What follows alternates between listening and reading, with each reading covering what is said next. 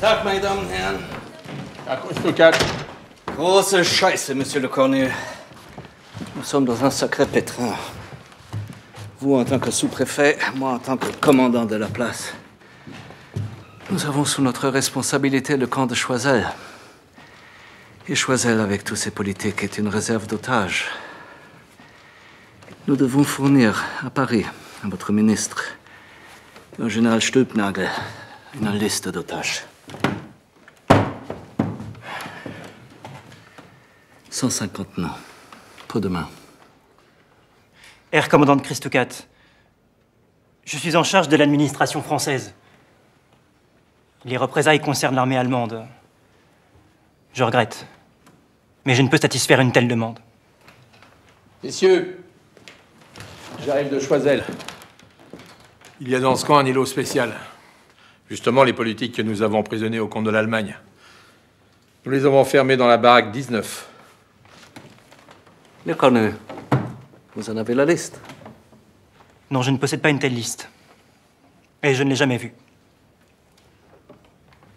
Vous m'étonnez.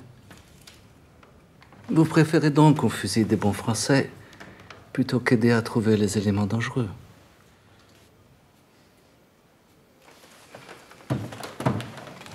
Ils sont combien dans cette baraque?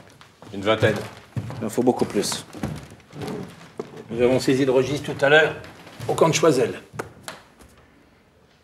Allons-y. Bien. Comme vous venez de le dire, il y a dans ce camp une véritable réserve d'otages. Presque tous sont des politiques. Même les femmes sont des combattantes. Surtout les jeunes. Non, pas de femmes. Venez vous asseoir, monsieur le Cornu. En tout et pour tout, pour bien faire, choisissons-en pour le moment 200. Ensuite, Paris fera le tri. Il ne faut surtout pas que le choix puisse paraître arbitraire. Il faut une logique. Bon, mais quelle logique? Puisqu'aucun d'entre eux n'a pu commettre cet attentat. 3 critères s'imposent. D'abord, appartenance politique.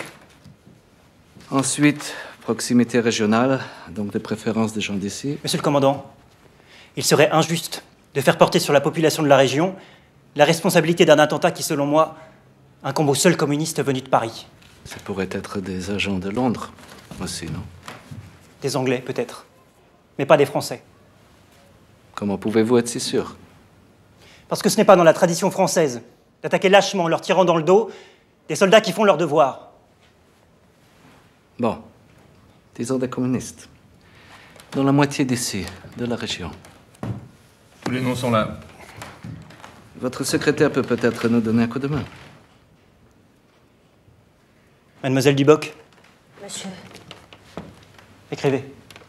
Pas de proxénètes ni de pickpocket. Des politiques seulement. Très bien, pas de souteneurs. Bon, alors on prend les plus durs des communistes, les chefs. Tiens, en voilà un. Ronel, Victor. Une grande gueule, celui-là. Vous notez, mademoiselle. Ronel, Victor. Quel âge? La cinquantaine. Das geht nicht, wir brauchen Junge.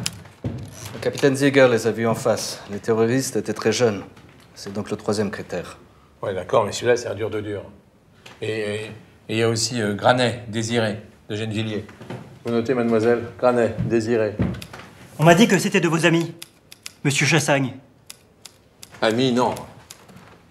Camarades, autrefois.